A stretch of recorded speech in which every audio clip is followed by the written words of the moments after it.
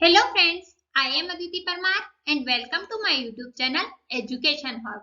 तो आज के इस वीडियो में हम डिस्कस करेंगे संसद में विधायी प्रक्रिया के बारे में, जो कि एग्जाम प्रोस्पेक्टिव से बहुत ही इंपॉर्टेंट है और जनरली लोगों को ये बहुत ही कॉम्प्लिकेटेड लगती है। बट मैं आपको बहुत ही इजी वे में सारी प्रोसेस बताऊंगी, तो फुल कॉन्सेंट्रेट के साथ वीडियो को एंड तक देखिए। तो चलिए स्टार्ट करते हैं संसद में विधायी प्रक्रिया। तो संविधान के अनुच्छेद 107 से 111 में संसद में विधायी प्रक्रिया का वर्णन किया गया है तथा विधायी प्रक्रिया सदन में एक विधेयक के रूप में प्रारंभ होती है जब संसद के दोनों सदनों से विधेयक पारित हो जाता है तथा उस पर राष्ट्रपति अपनी सहमति प्रदान कर देता है तो वह अधिनियम बन जाता है। इस प्रकार संसद में विधायी प्रक्रिया संपन्न होती है। बट हम यहाँ पर देखते हैं कि संसद ने किस प्रकार के विधेयक प्रस्तुत किए जाते हैं। तो इनको वर्गीकरण हम दो आधारों पर करते हैं, पेश करने के आधार पर तथा प्रक्रिया के आधार पर। तो पेश करने के आधार पर हम देखते हैं सरकारी विधेयक तथा निजी विधेयक।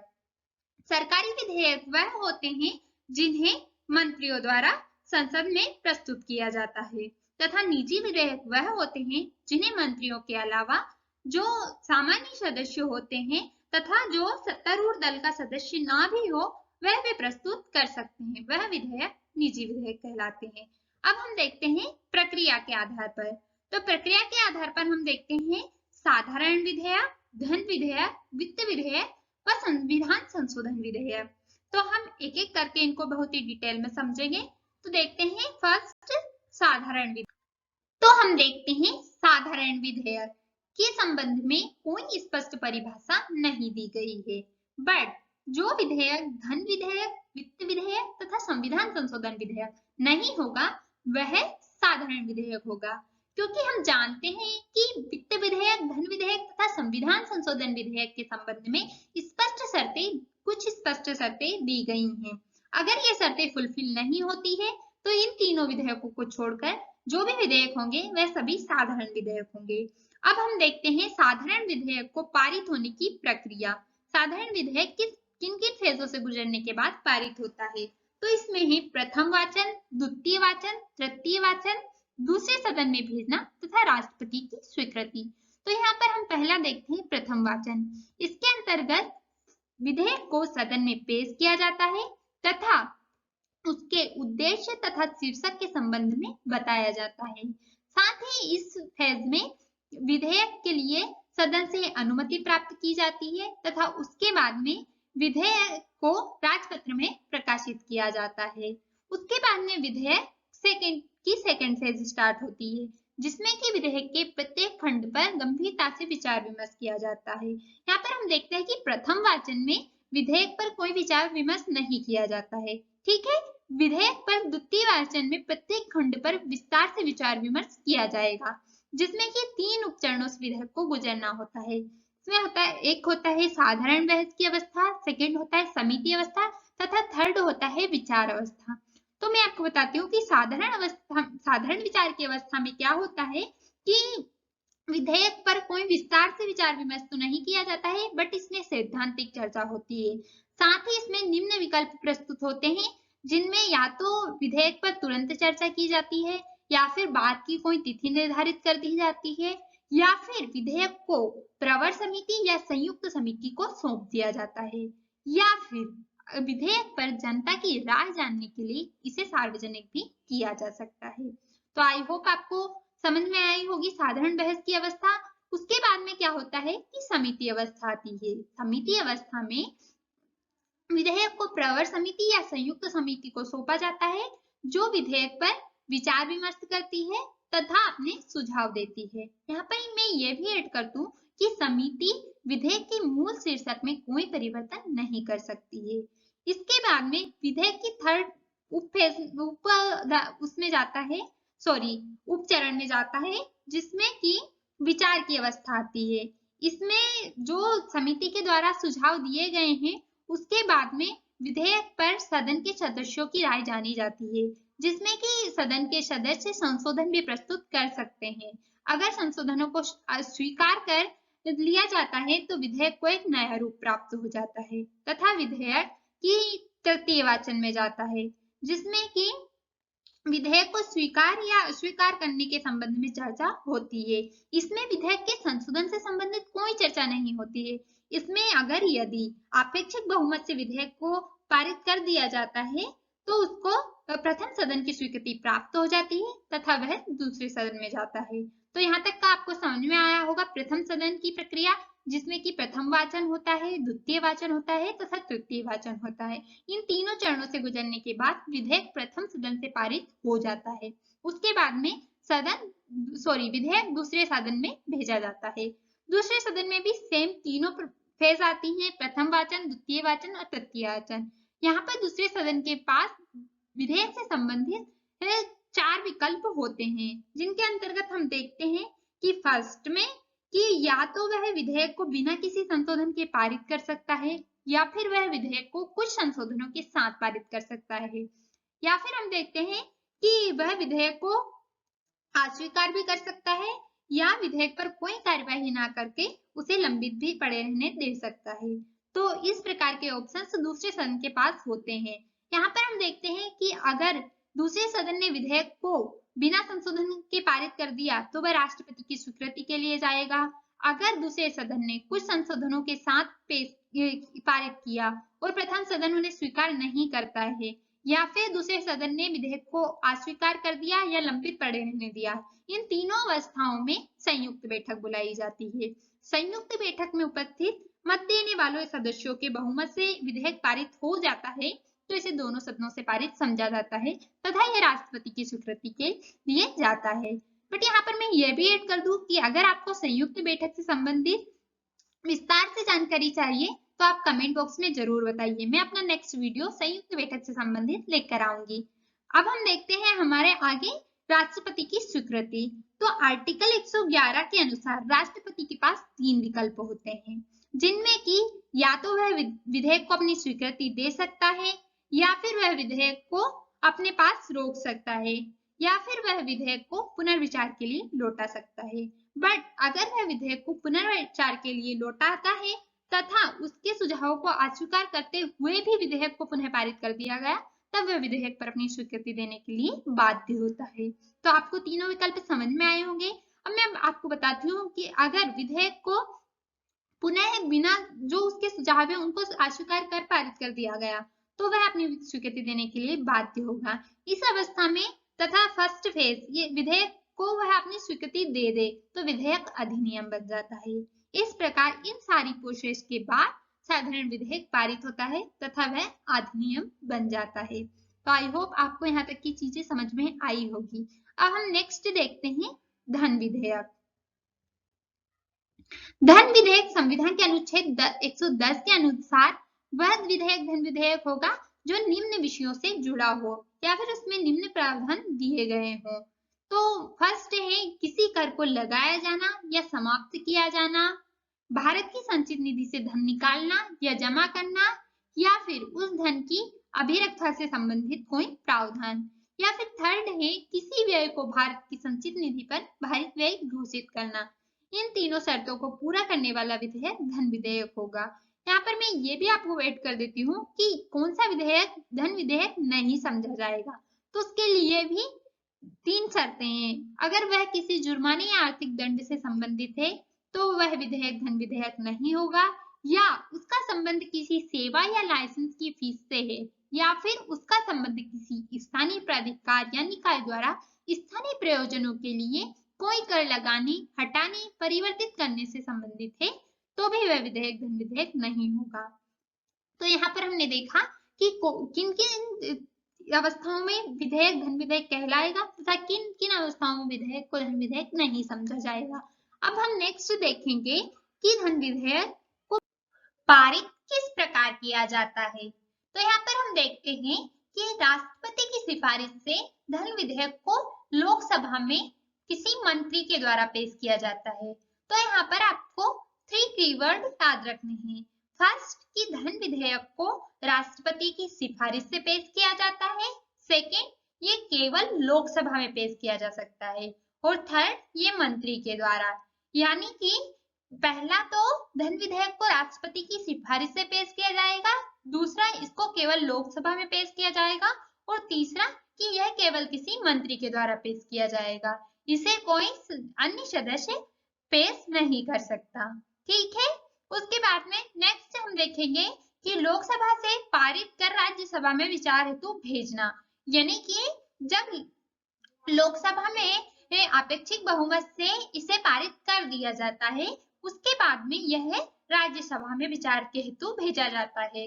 यहाँ पर हम देखते हैं कि राज्यसभा के पास इसके लिए बहुत ही सीमित अधिकार होते हैं, या इसके पास जो ऑप्शंस होते हैं उनमें है फर्स्ट, या तो राज्यसभा उसको स्वीकार मतलब कि बिना कोई संशोधन के पारित कर सकती है। यहाँ पर हम देखते हैं कि राज्यसभा ना तो धन विधेयक में कोई संशोधन कर सकती है और ना ही इसे अस्वीकृत कर सकती है, और साथ ही इसको 14 दिनों में से वापस भेजना होता है पारित करके।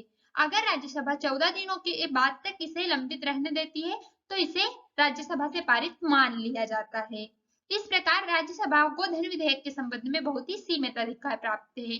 उसके बाद में विधेयक जाता है राष्ट्रपति के पास। राष्ट्रपति के पास जब धन विधेयक जाता है तो उसमें लोकसभा अध्यक्ष यह प्रश्नांकित कर देता है कि यह विधेयक धन विधेयक है।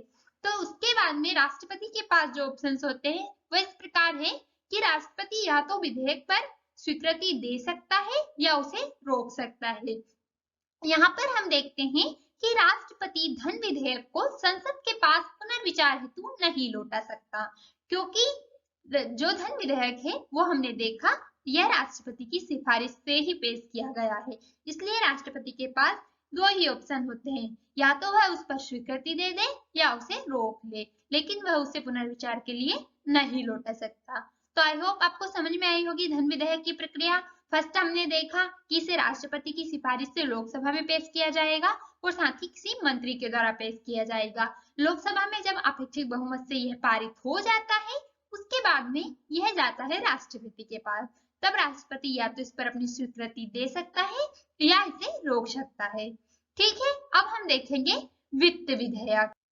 तो वित्त विधेयक वह विधेयक होते हैं जो कि आर्टिकल 117 के अनुसार किसी भी वित्त मामले से संबंधित होते हैं, जैसे कि किसी राजस्व या कर को घटाना हो या बढ़ाना हो या उसमें कोई संशोधन करना हो। इस मामले से जुड़े हुए जो भी विधेयक होते हैं वह सभी वित्त विधेयक के अंतर्गत आते हैं। तो वित्त विधेयक को हम 3 प्रकारों में बांटकर देखते हैं। तो फर्स्ट होता है धन विधेयक, जो कि आर्टिकल 110 में दिया गया है, इसे हम समझ चुके हैं। उसके बाद में नेक्स्ट होता है वित्त विधेयक फर्स्ट, जो कि आर्टिकल 117(1) में दिया गया है, और थर्ड है वित्त विधेयक सेकंड, जो कि आर्टिकल 117(3) में दिया गया है। तो यहाँ पर हम देखते हैं वित्त विधेयक फर्स्ट, क्योंकि धन विधेयक को हम पहले समझ चुके हैं, यह वित्त विधेयक के अंतर्गत आता है। उसके बाद में हम देखते हैं वित्त विधेयक फर्स्ट। तो वित्त विधेयक फर्स्ट वह विधेयक होता है जिसमें कि एक आर्टिकल 110 में उल्लेखित सारे विषय आते हैं, साथ ही आर्टिकल 110 के अलावा भी इसकी परिधि से बाहर भी कुछ विषय आते हैं, तो वह वित्त विधेयक फर्स्ट होता है। इसको पारित करने की प्रोसेस हम देखते हैं, तो उसमें हम देखते हैं कि इसे धन विधेयक की तरह केवल लोकसभा में ही पेश किया जा सकता है और इसे धन विधेयक की तरह राष्ट्रपति की सिफारिश से ही पेश किया जा सकता है। ये दो फैक्ट आपको याद रखना है वित्त विधेयक फर्स्ट से रिलेटेड। उसके बाद में हम देखते हैं कि जो हमने साधारण विधेयक देखा था, सेम वही प्रोसेस वित्त विधेयक फर्स्ट को पारित करने के लिए अपनाई जाती है, सिर्फ दो बातें को छोड़कर। कौन सी? कि यह एक तो लोकसभा में ही पेश किया जा सकता है और दूसरा कि यह राष्ट्रपति की सिफारिश से ही पेश किया जाता है। तो यह एक मिनी डिफरेंट आपको याद रखना है। उसके बाद में राज्यसभा में ये जाएगा तो राज्यसभा के पास सारे अधिकार होंगे साधारण विधेयक की तरह। वह इसमें संशोधन कर सकती है, इसको अस्वीकृत कर सकती है, या मतलब किसी भी प्रकार का दोनों सदनों में मतभेद होता है तो इसके संबंध में संयुक्त बैठक भी बुलाई जाती है। यहाँ पर मैं एक बात आपको बताना भूल गई थी, मैं आपको ये भी ऐड कर देती हूँ कि धन विधेयक के संबंध में संयुक्त बैठक बुलाने का कोई प्रावधान नहीं है। नॉर्मल बात है कि जब राज्यसभा के पास कोई अधिकार ही नहीं है, वह सिर्फ उसे पारित कर सकती है, और अगर 14 दिनों के अंदर पारित नहीं किया तो भी वह पारित समझा जाएगा, तो इसलिए संयुक्त बैठक का कोई प्रावधान नहीं। लेकिन वित्त विधेयक फर्स्ट में संयुक्त बैठक भी बुलाई जा सकती है अगर दोनों सदनों के बीच कोई गतिरोध उत्पन्न होता है। तो आई होप आपको सारी चीजें समझ में आ रही होगी। उसके बाद हम देखते हैं कि जब राज्यसभा से ये पारित हो जाता है, जिस प्रकार से भी हो, अगर संयुक्त बैठक के बहुमत से हो या केवल राज्यसभा द्वारा कर दिया गया हो, जिस भी प्रकार से यह पारित हो जाता है, उसके बाद में विधेयक जाता है राष्ट्रपति के पास। राष्ट्रपति के पास भी सेम सारी वही शक्तियां होंगी जो साधारण विधेयक के संबंध में थी। हमने देखा कि राष्ट्रपति साधारण विधेयक को या तो रोक सकता है या संशोधन के लिए भेज सकता है या उसे पारित कर सकता है। ठीक इसी प्रकार वित्त विधेयक के संबंध में भी राष्ट्रपति को वो सारी शक्तियां प्राप्त होंगी जो साधारण विधेयक के संबंध में है। अब हम देखते हैं कि जब राष्ट्रपति इसे पारित कर देता है तो ये अधिनियम बन जाता है और एक कानून के रूप में संविधान में जुड़ जाता है। ठीक है, उसके बाद में हम देखते हैं वित्त विधेयक सेकंड। वित्त विधेयक सेकंड और वित्त विधेयक फर्स्ट में भी बहुत मिनी डिफरेंट है, जो कि आपको मैं बहुत ही इजी वे में बताने वाली हूँ। आप फुल कॉन्सेंट्रेट से वीडियो देखिए, आपको सारी चीजें बहुत ही इजीली क्लियर होती जाएंगी। तो वित्त विधेयक सेकंड में आपको ये बात याद रखना है कि वित्त विधेयक सेकंड आर्टिकल 117(3) में इसका उल्लेख है और साथ ही इसमें भारत की संचित निधि से संबंधित विषय आते हैं। संचित निधि में जो विषय है वह उससे संबंधित जो भी मामला होता है वो वित्त विधेयक सेकंड के अंतर्गत होता है। साथ ही आपको ये बात भी याद रखना है कि इसमें आर्टिकल 110 से संबंधित कोई भी विषय नहीं होता है, जो कि वित्त विधेयक फर्स्ट में था, लेकिन वित्त विधेयक सेकंड में उससे संबंधित कोई भी विषय शामिल नहीं होता है।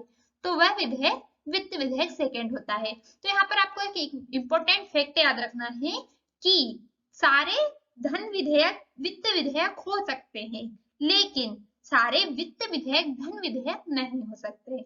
आ रही है ये बात समझ में कि सारे धन विधेयक वित्त विधेयक हो सकते हैं, लेकिन सारे वित्त विधेयक धन विधेयक नहीं होते हैं। ये फैक्ट आपको याद रखना है, तो आपको चीजें आसानी से क्लियर हो जाएगी। उसके बाद में हम देखते हैं कि वित्त विधेयक में भारत की संचित निधि से संबंधित मामले होते हैं और इसको पारित करने की प्रक्रिया सेम साधारण विधेयक की तरह है। जैसा कि हमने देखा कि यह लोकसभा में प्रथम वाचन द्वितीय वाचन से गुजरता है, उसके बाद में लोकसभा में बहुमत से पारित हो जाता है, उसके बाद यह राज्यसभा में जाता है। राज्यसभा इसमें संशोधन कर सकती है, इसे अस्वीकृत कर सकती है या फिर इसे पारित कर सकती है। साथ ही राष्ट्रपति के पास जब ये जाता है तो राष्ट्रपति भी इसमें संशोधन के लिए कह सकता है, इसे पारित कर सकता है, ये सारी चीजें। बट आपको एक चीज याद रखना है यहाँ पर कि जब लोकसभा या राज्यसभा से इस विधेयक को पारित किया जाता है तब पहले राष्ट्रपति की सिफारिश लेनी पड़ती है। कब? जब लोकसभा में या राज्यसभा में इसको पारित किया जाता है तब राष्ट्रपति की सिफारिश की आवश्यकता पड़ती है। ये फैक्ट आपको याद रखना है। बाकी सारी सेम प्रोसेस है, साधारण विधेयक की तरह है तथा ये भारत की संचित निधि से संबंधित है। तो आई होप आपको चीजें क्लियर हुई होगी। मैंने बताया आपको धन विधेयक तो हम समझ ही चुके हैं। वित्त विधेयक फर्स्ट में धन विधेयक तथा वित्त विधेयक दोनों के हिस्से होते हैं तथा वित्त विधेयक फर्स्ट और सेकंड में हम देखते हैं तो फर्स्ट में धन विधेयक के विषय शामिल होते हैं, लेकिन इसमें भारत की संचित निधि से संबंधित विषय शामिल होते हैं। तो आई होप चीजें समझ में आ रही होगी। हम आगे बढ़ते हुए अब देखेंगे लास्ट संविधान संशोधन विधेयक। तो हम समझते हैं संविधान संशोधन विधेयक पारित करने की प्रोसेस, बट उससे पहले मैं आपको कुछ फैक्ट बताती हूँ। संविधान संशोधन विधेयक का मतलब है कि संविधान के प्रावधानों में संशोधन करना, जो कि संसद को प्राप्त है। बट यहाँ पर हम देखते हैं कि अमेरिका में संविधान संशोधन करने की प्रक्रिया बहुत ही जटिल है। वहां के संविधान में संशोधन करना लगभग असंभव ही है, क्योंकि उसके लिए विधेयक को बहुत ही जटिल प्रोसेस से गुजरना होता है। इसके अपोजिट हम देखते हैं ब्रिटेन में, जहां की संविधान संशोधन करना बहुत ही इजी है। बट ना तो भारत का संविधान संघात्मक है और ना ही एकात्मक है, यह राज्यों का संघ है। तो यहाँ पर बहुत ही जटिल प्रक्रिया भी नहीं अपनाई जा सकती है, क्योंकि समय के साथ कुछ परिवर्तन करने आवश्यक होते हैं और ना ही बहुत आसान प्रक्रिया अपनाई जा सकती है, क्योंकि राज्यों के हित में भी सोचना होता है। क्योंकि अगर संसद इजी वे में संशोधन कर पाएगी तो वह सर्वेसर्वा हो जाएगी। तो इसलिए एक मीडियम प्रोसेस को फॉलो करते हुए हम संविधान में संशोधन कर सकते हैं। तो अब हम देखते हैं आर्टिकल 368 के अंतर्गत कि संविधान में संशोधन करने की प्रोसेस क्या है। तो जो संविधान संशोधन विधेयक होता है, इसे पारित करने हेतु साधारण विधेयक के समान ही प्रोसेस अपनाई जाती है, बट इसमें कुछ मिनी डिफरेंट है। वो हम देखते हैं कि इसे दोनों सदनों से विशेष बहुमत से पारित होना चाहिए, जो कि हमने देखा साधारण विधेयक में यह कंपलसरी नहीं है। साधारण विधेयक में विशेष बहुमत की आवश्यकता नहीं होती है, लेकिन संविधान संशोधन विधेयक को विशेष बहुमत से पारित होना चाहिए। विशेष बहुमत का अर्थ आप समझते होंगे कि जो सदन के कुल सदस्यों का बहुमत तथा सदन में उपस्थित सदस्यों का 2/3 बहुमत विशेष बहुमत होता है। ठीक है, अब हम देखते हैं कि यदि विधेयक संविधान के संघीय विषय से संबंधित है तो इसे आधे से अधिक राज्यों के विधानमंडल से भी अनुमोदन प्राप्त करना आवश्यक है।